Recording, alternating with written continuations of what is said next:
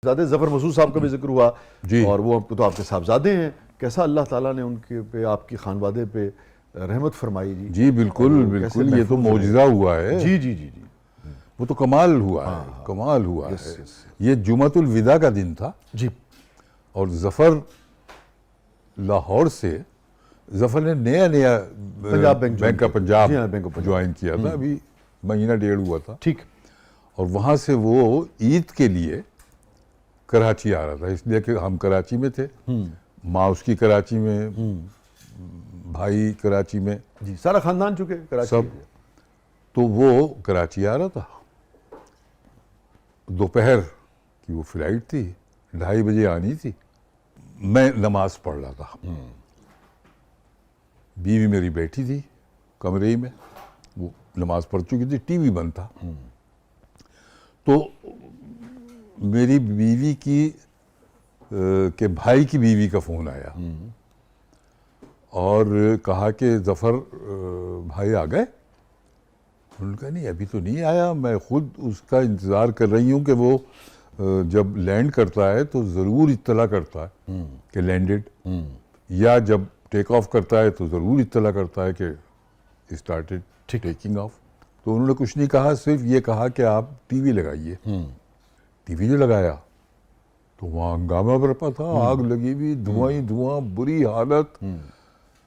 बस वो बीवी मेरी परेशान हो गई, रोना शुरू कर दिया। लेकिन मुझे पता नहीं क्यों ये इत्मीनान था कि कुछ नहीं होगा, जैसे कोई कह रहा है मुझसे कि मत घबराओ, सब खैरियत रहेगी, कुछ नहीं होगा, कुछ नहीं होगा। हालांकि देखिए बहुत ये जहाज के हादसे में सोचना कि कुछ नहीं होगा, या 0.1% भी यानी कि इसका चांस इम्कान नहीं होता। तो मगर ये कि बहरहाल इसको क्या आप कोई रूहानी कनेक्शन समझते हैं, क्या अल्लाह समझते जाने। हैं कि दिल में एक मैं नमाज पढ़ रहा था हाँ और हर नमाज में मैं दुआ मांगता हूँ, एक हाँ दुआए तवस्सुल जी जो चाहत मासूमीन के सिलसिले जी, से मांगी जाती है, वो पढ़ने के बाद फिर मैं बाकी दुआएं करता हूँ उसी के हवाले से। तो वो मैंने ख़त्म की थी तो ये वाक़या सामने आ गया और वो परेशान। तो पता नहीं क्यों मुझे इत्मीनान होता कि नहीं होगा, नहीं होगा, कुछ नहीं होगा, सब खैरियत रहेगी। समझाता रहा मैं बीवी को, वो रोने लगी, बहुत रोई। तो कहते हैं आपके घर में तो बैंड पड़ गया। हाँ, तो 5-10 मिनट बाद एक फ़ोन आया, वो मैंने उठाया तो अननोन नंबर था। तो देखा तो उधर से जफ़र बोल रहा है अरे कि पापा मैं जिंदा हूँ, मैं जिंदा हूँ, आपको बता दूं, और मैं यहाँ अस्पताल आ गया हूँ, यहाँ मुझे लेके आ गए। मैंने कहा अच्छा चलो ठीक है, कौन सा अस्पताल? तो अस्पताल उसने बताया कि फला। अच्छा, वो चूंकि उसका अपना फ़ोन तो गायब हो गया था तो उसने किसी से फ़ोन लेके किया। तो मैंने फिर उसी नंबर पे फ़ोन किया कि शायद कहीं ऐसा तो नहीं कि मेरे जहन में है कि कुछ नहीं होगा, कुछ नहीं होगा। तो उस हवाले से ये कॉल आई हो और बस समझाओ कि किसी ने कॉल की है। तो मैंने उस नंबर पे कॉल किया तो एक खातून ने उठाया और वो डॉक्टर थी और कहा कि जी जी जी जी मुनव्वर सईद साहब, वो आपके बेटे जफ़र मसूद आए हैं और वो उनको वहाँ ले गए, हम इमरजेंसी में। अच्छा ठीक। वहाँ ले गए और बस वो उनका ट्रीटमेंट किया जा रहा है और आप फिक्र ना करें। मैंने अल्लाह का शुक्र अदा किया, बीवी से कहा कि देखो कैसा अल्लाह ने करम कर दिया, जिंदा है माशाल्लाह। अल्लाह। और अस्पताल का नंबर पूछ लिया था मैंने, जगह पूछ ली थी। तो मैं तो वहाँ रुका रहा अपनी बीवी के पास, लेकिन बाकी जो बच्चे थे दूसरे भाई उसके, उनको रवाना किया। मैंने कहा भाई जाओ तुम फला अस्पताल है, वहाँ जाओ।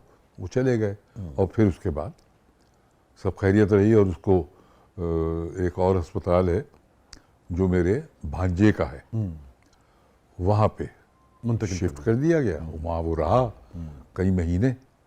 अगर मैं आपसे पूछूं, आप तो कहते हैं आँख बंद करके उस लम्हे में जाएं कि अभी एक तरफ टीवी पे खबर चल रही है, घर में ख़वातीन या खातून खाना अहलिया जो हैं वो जहाज़ से गिरने पे जो भी कैफियत होती है, जैसे कि रोना धोना एक मचा होता है, और ऐसे में फ़ोन आता है और जफ़र भाई की आवाज़ आती है एग्जैक्ट उस लम्हे क्या आपकी कैफियत थी? भाई खुश तो हुआ था मैं कि माशाल्लाह आवाज़ सुन रहा हूँ, इसलिए कि ये ख्याल था कि ये गया, मगर ये कि ये मौजज़ा होना था। और नहीं, यकीन आया था आपको फौरी तौर पे पहली आवाज़ सुन के? पहली आवाज़ सुन के यकीन आ गया था आपको फौरन? नहीं, एक अजीब यकीन आ गया था मुझे। यकीन आ गया था। हाँ, क्योंकि पहले से ही मेरे कोई कह रहा था मुझसे कि सब ठीक होगा। कि सब ठीक रहेगा, सब ठीक रहेगा। तो बहरहाल, लेकिन बहरहाल फिर भी ये तो था कि कहीं ये मेरे जहन की कैफियत ना हो। हाँ, तो मैंने दोबारा फ़ोन उसी नंबर पे अच्छा, वो किया। देखे ना, इसका मतलब है कि एक बात हो गई। बाप तो बाप ही है। हाँ, हाँ, तो ये रहा। और ये ऐसा वाक़या था कि जिसने मुझे बहुत ज़्यादा मुतासिर किया। किन हवालों से? अल्लाह ताला दुआएं कैसे कबूल करता है। वाह वाह वाह। उसने कबूल की दुआ, ये मौजज़ा हुआ, बच गया। क्योंकि मनोवर भाई, आप तो बहुत काबिल इंसान हैं। आप देखिए कि इंसानी तारीख में जो जहाज़ के हादसे हैं, उसकी अगर आप लिस्ट बनाएं तो मेरे ख्याल में अगर 5 लोग भी शायद 100% के हिसाब से देखें तो 5-10% लोग भी शायद पूरी इंसानी तारीख में जब से जहाज़ ईजाद हुआ है, उड़ रहा है, नहीं बचे होंगे ना। तो यानी कि अल्लाह की रहमतों का जितना भी, यानी कि आप शुक्र अदा ही नहीं कर सकते, वैसे भी नहीं कर सकता इंसान, बिल्कुल नहीं कर सकता। मगर ये तो बिल्कुल जिस हकीकतन आप कहते हैं मौत के मुंह से जाकर, और हाँ, बारी ताला ने कहा नहीं इसको। और क्या, हाँ, बहुत ही ये तो वाकई मौजज़ा ही कहूँगा इससे मैं, और कुछ नहीं। यस, हाँ, और कोई जैसे वो माशाल्लाह बचा। और उसके बाद,